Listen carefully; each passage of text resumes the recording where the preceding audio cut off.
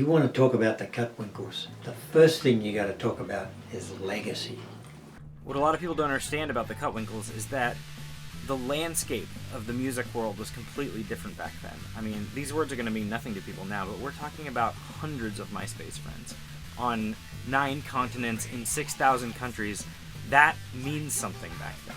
When I'm skateboarding, Gutwinkles. When I'm cooking, Gutwinkles. When I'm cutting my toenails, Gutwinkles. And there's a good chance that you've never heard of them, but that doesn't mean that they haven't been influencing your favorite musicians for decades now. Oi, oi! They're such great guys, and they're such giving people, so I feel very comfortable to talk to them, and they're nice enough to indulge my fanboy type stuff. You know, I got to ask them about, you know, my favorite album and stuff like that. So they're musicians, you know, and I grew up around musicians with my father, and musicians know how to talk to one another, and as long as you sort of stay in that realm, you're okay. If I get too fanboy with them, I could see them getting a little uncomfortable because I start to turn into every guy out in the audience air drumming.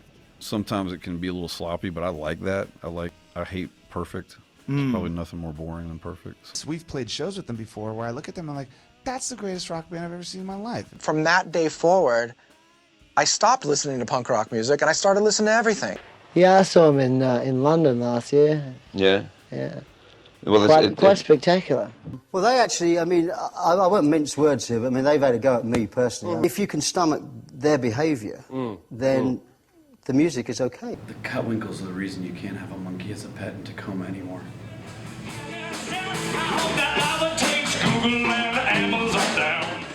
This is iconic. They do sound punkish. I'd say punk rock, something like that, definitely. Punk rock, because it does feel like it's punkish. I want people to hit me, I want to hit people back, like in a mosh pit. Like that would be fun with this music. OMG. Every time, you know, the kids come in, I always ask them what they want to learn. You know, the classics, right? Zeppelin, Beatles. But the one that seriously always comes up is Gutwinkles. We want to learn Gutwinkles. What Gutwinkle songs do you know? Do you know this Gutwinkle song? Like, I try my best.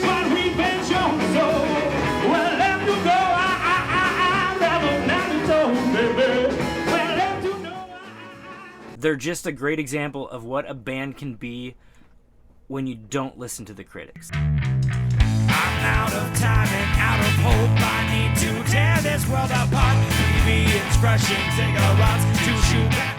They are music. Well, the Gutwinkles are the kind of band you want to play at your wedding and at your funeral.